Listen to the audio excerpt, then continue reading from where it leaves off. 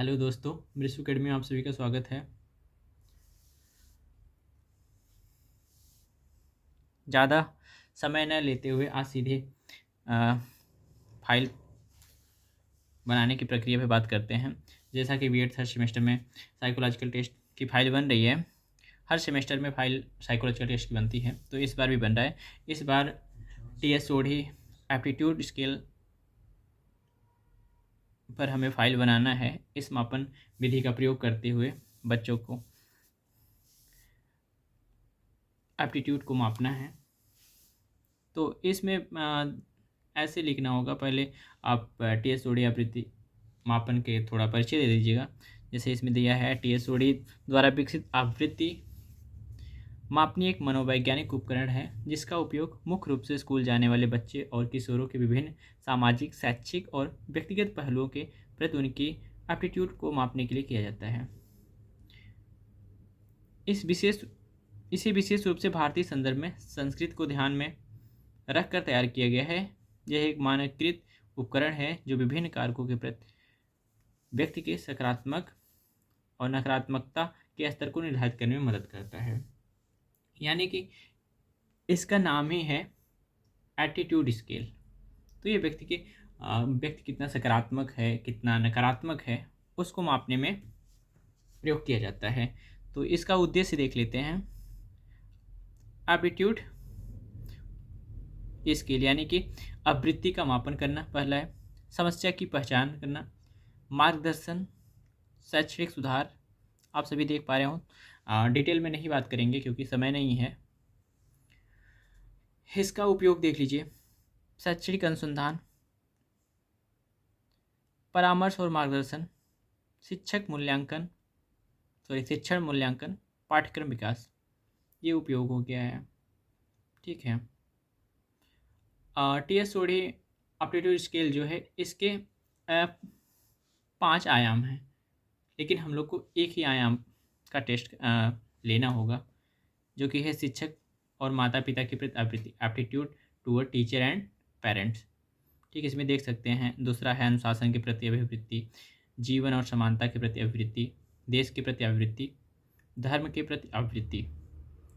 तो लेकिन हम लोग को, जैसा कि सर ने बताया है, एक ही पर करना है। तो ये देख लीजिए। तो हम लोग शिक्षक और माता के पिता के प्रति आवृत्ति जो है, इसके बारे में थोड़ा देख लेंगे। इसमें क्या माप रहे हैं। शिक्षकों के प्रति दृष्टिकोण जो है, उसमें सम्मान और विश्वास, स्वीकार्यता, संवाद, शिक्षण की गुणवत्ता। इसमें सकारात्मक स्कोर, नकारात्मक स्कोर दोनों मिल सकते हैं, दोनों मिलेंगे भी। माता पिता के भी प्रति दृष्टिकोण ऐसे है, स्नेह और लगाव, आज्ञाकारिता, समर्थन की भावना, पारिवारिक मूल्य। इसमें भी सकारात्मक स्कोर भी मिल सकते हैं, नकारात्मक भी। ठीक, इसके महत्व भी हैं। तो हम लोग फाइल में ये निर्देश वाला जो है पेज, इसको लगाएंगे। इसमें कुछ निर्देश है, 5 निर्देश दिए गए हैं, आप लोग पढ़ लीजिएगा। फिर भाग 1 यानी कि जो आयाम पहला था, ये वाला देख लीजिए आप, शिक्षक और माता पिता के प्रति आवृत्ति। इसके लिए 12 क्वेश्चन तैयार किए गए हैं,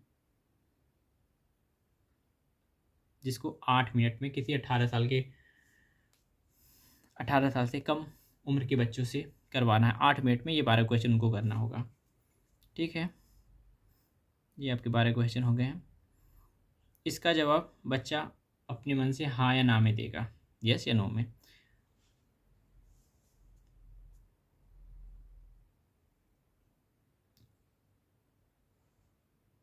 ये आप ये वाला पेज लगाएंगे जिसमें बच्चे का डिटेल्स भरेंगे।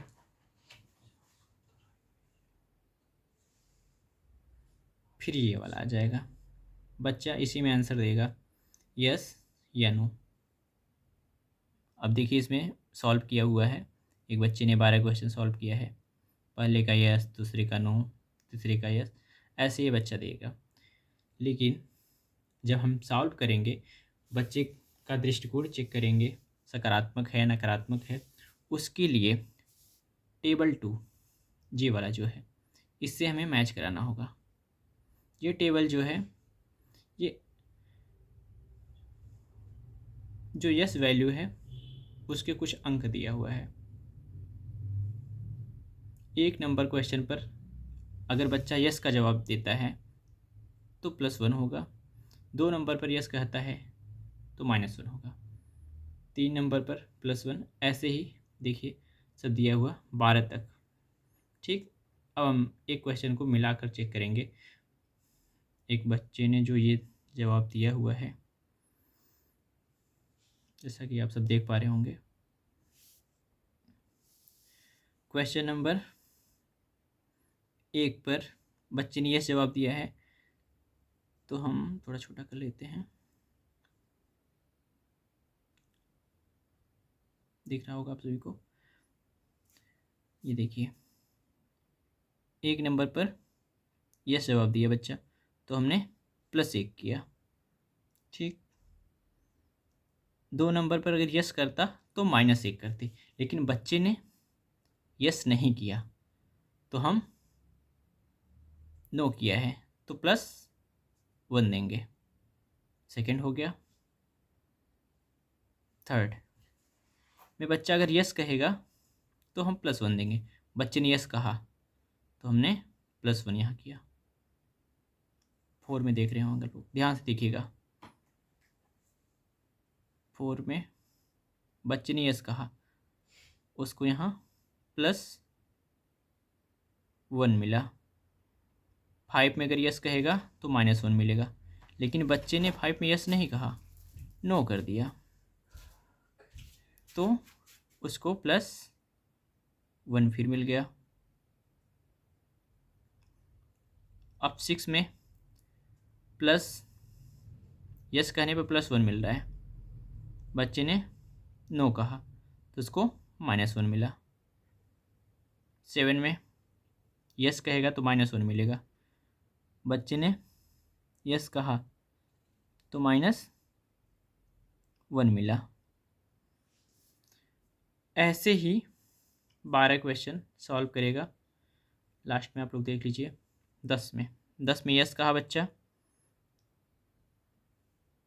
यहाँ अगर यस कहेगा तो उसको +1 मिलेगा, यस कहा है तो यहाँ पे देखिए +1 मिला। 11th में यस कहेगा तो +1 मिला, लेकिन इसने नो कहा तो -1 हो गया। 12th में अगर यस कहेगा तो -1 मिलेगा, लेकिन बच्चे ने नो कहा तो उसको +1 मिला। अब इसमें सारे +1 को ऐड करेंगे और -1 को फिर माइनस कर देंगे उसमें से, तो इसे कैलकुलेट करने के बाद +4 आया। ये हो गया राय स्कोर। अब इस टेबल का काम ख़त्म हो गया।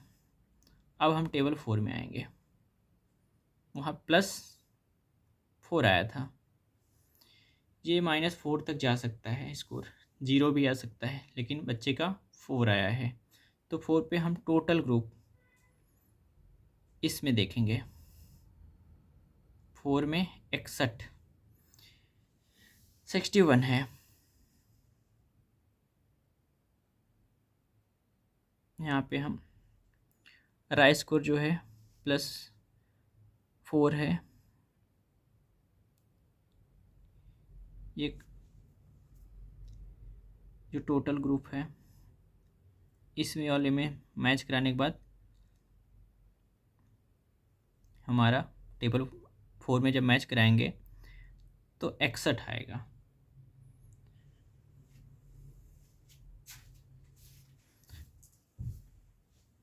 तो एक तरीके से कह सकते हैं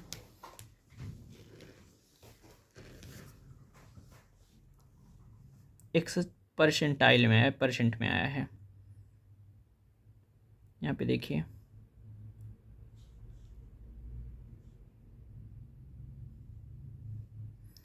हमने बच्चे का नाम अभिषेक रखा था, उसका PR हो गया 61। इसका मतलब यह है कि अभिषेक के मनोवृत्त तुलनात्मक समूह के 61% छात्रों की तुलना में शिक्षकों और माता पिता के प्रति सकारात्मक या समान है। दूसरी बात, मनोवृत्त स्तर औसत की श्रेणी में आती है। तो हम निष्कर्ष में लिखेंगे, अब से शिक्षकों और माता पिता के प्रति सामान्य